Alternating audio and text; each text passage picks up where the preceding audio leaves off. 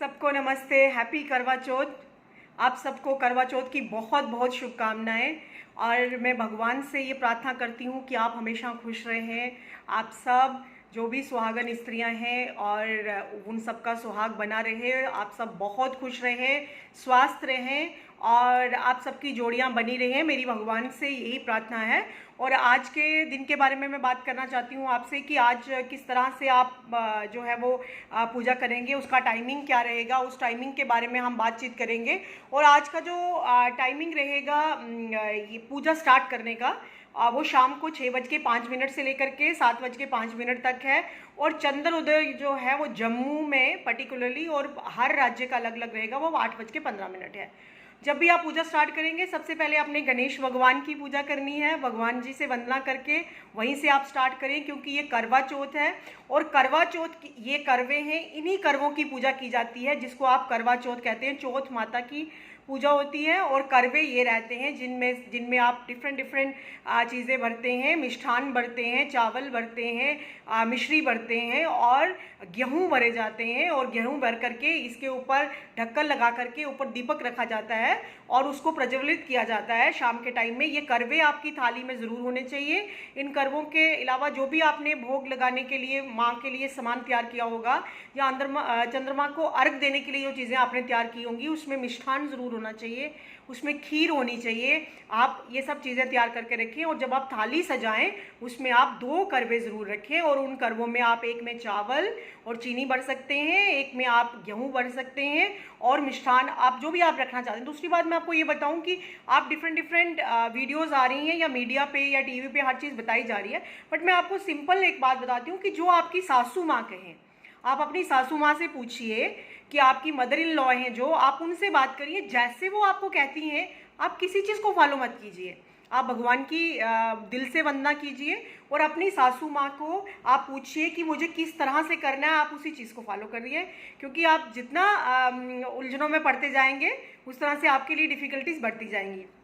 लेकिन करवा चौथ है तो करवे का बहुत महत्व है और करवा आपने रखना है, ये आपकी थाली में होना चाहिए। इसके अलावा जो भी आप रखना चाहें, नारियल है, मीठी वाली टिक्कियाँ बनाते हैं वो आप रखिए, मिठाई रखिए, पैसे रखिए, ड्राई फ्रूट्स जितना आप रख सकते हैं वो रखिए, बट करवा ज़रूर रखिए। और इन करवों को फिर आप जब छत पे रखेंगे, जब आप अर्घ देंगे और एक लोटे में पानी भर के जो आपने रखा होगा जिससे आप चंद्रमा को अर्घ देंगे, इन करवों को वहीं छत पे मत छोड़ के आइए। इनमें जो आपने चीज़ें भरी हुई हैं वो आप किसी पेड़ के नीचे ले जाइए। उस पेड़ के नीचे जाकर के बहुत सी चींटियाँ आती हैं और उन चींटियों के लिए खाना उनको मिल जाएगा 10-15 दिन के लिए। आप जितनी भी चीज़ें हैं आप वहाँ छोड़ दीजिए।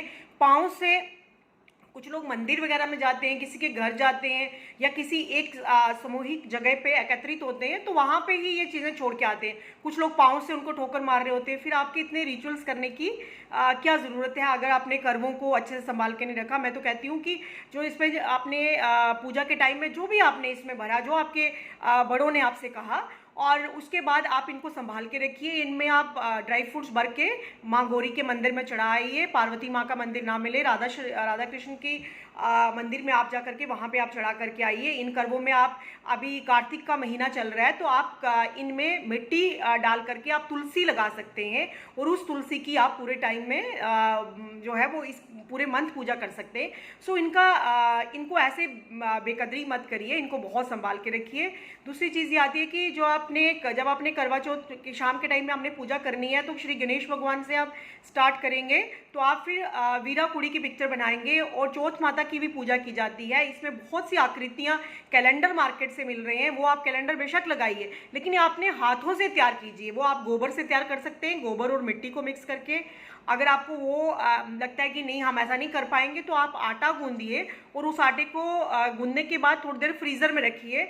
और जब वो फ्रीज़र में थोड़ा सा आटे के अंदर से नमी बिल्कुल कम हो जाएगी, थोड़ा आटा बहुत टाइट हो जाएगा, तो आप उससे शक्ल बना सकते हैं, वो वाली आकृति बना सकते हैं और उसको बहुत अच्छे से सजाइए। उसमें आप बिंदी लगाइए, काजल लगाइए, जो जो आप खुद को श्रृंगार करने के लिए जैसा आप करते हैं वैसा ही आप उसके साथ कीजिए। जो आपने वीरा कुड़ी तैयार की है उसके ऊपर, सर के ऊपर चुन्नी रखिए, कपड़े पहनाइए। कपड़े नहीं पहनाए जाते तो आप मोली आती है लाल रंग की, आप उसके रूप में आप उनको वस्त्र अर्पित कर सकते हैं, चुनरी चढ़ा सकते हैं, बिंदी, लिपस्टिक आप सब लगा सकते हैं और उनसे अपने मन की मनोकामना जो भी आपके मन में है वो आप उनसे प्रार्थना कर सकते हैं। लेकिन आप अपने मन से, मेरा ये सब कहने का अर्थ ये है कि भाव बहुत मैटर करते हैं।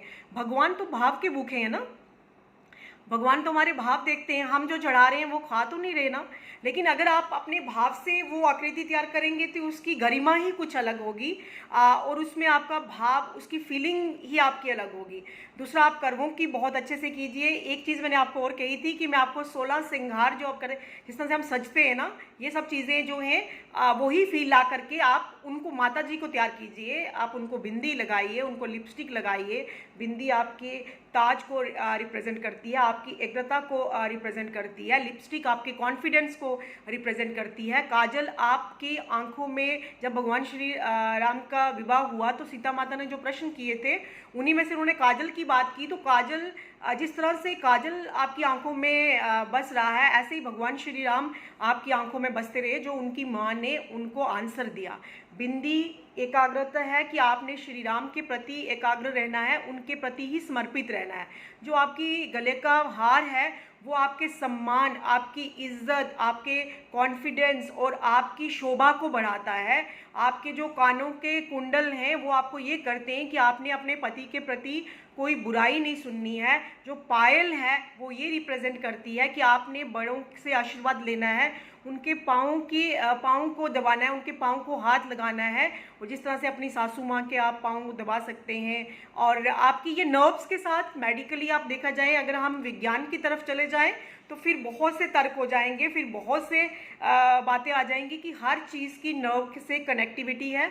और जो हमारे पूरे कहाँ कनेक्टिविटी है, कौन से ग्लैंड के साथ कनेक्टिविटी है, किस तरह से स्पाइनल कार्ड को हम सीधा रखने के लिए बात करते हैं, किस तरह से सारी नर्व्स की उसके साथ कनेक्टिविटी है, फिर तो बहुत से तर्क हैं। बट अगर हम अध्यात्म की साइड जाएं, अगर आप मांग टीका लगा रहे हैं तो मांग टीका जो है वो आपके सर का ताज है कि आपके पति जो हैं वो हमेशा उनका मान इज्जत सारे समाज में बना रहे। और अगर आप नथ पहन रहे हैं तो नथ भी समर्पण को, हर एक चीज़ अपने पति के प्रति समर्पण को रिप्रेजेंट करती है। मैं नटशल में आपको ये सब बात कहना चाहती हूँ। अदरवाइज नर्व्स के साथ कनेक्टिविटी तो हमेशा रहेगी। और फिर से मैं, आप ज़्यादा बड़ी वीडियोस देखना पसंद नहीं करते तो मैं बिल्कुल अब अपना बहुत शॉर्टकट में और बहुत समाप्त मैंने किया। आप शाम का टाइम प्लीज़ याद रखिए, 6:05 से आपने पूजा करनी है। और वीरा कुड़ी की आकृति जो आपने बनानी है मार्केट से मिल रही है, मट्टी की, गोबर की और गुड़ की। आप ये जो आप आटे की आप खुद से बना सकते हैं, वो बहुत सुंदर से बनाइए, उनको तैयार कीजिए, उनको सारा श्रृंगार कीजिए, उनको सब चीज़ें, एक एक चीज़ उनको लगाइए, उनकी आंखों में काजल लगाइए, बिंदी लगाइए, लिपस्टिक लगाइए। सो फिर से मैं आप सबको करवा चौथ की शुभकामनाएं देती हूँ। और आप सबको जो मैंने कहा था कि आपने मंत्र का जप करना है, चंद्रमा के मंत्र का, और वाटर को स्प्रिंकल करना है, वो सब आपने करना ही करना है। और मिष्ठान अपने हाथों से बनाइए, मार्केट से चीज़ें मत लाइए, अपने हाथों से बना करके भगवान को खिलाइए। और खीर ज़रूर बनाएं और अपने पति के चरण ज़रूर आप स्पर्श करें और उनसे आशीर्वाद लें। बड़ों से तो आपको लेना ही लेना है, बट मैं आपको ये कह रही हूँ कि आप उनसे भी आशीर्वाद लें। और मेहंदी तो आपने सबने लगा ली होगी और बहुत अच्छे से लगाई होगी। सो नेक्स्ट टाइम फिर से किसी न्यू टॉपिक पे हम बात करेंगे। अभी जैसे कि दीपावली आने वाली है, मैं आपको बहुत सी चीज़ें बताऊंगी दीपावली को लेकर के भी। और जो आगे अहोई अष्टमी आने वाली है, मैं उसके ऊपर भी आप सबके साथ बात करूंगी और वो भी बहुत इम्पॉर्टेंस है इस व्रत की भी। सो थैंक यू, सबको बहुत बहुत मुबारक हो आज के इस पर्व की।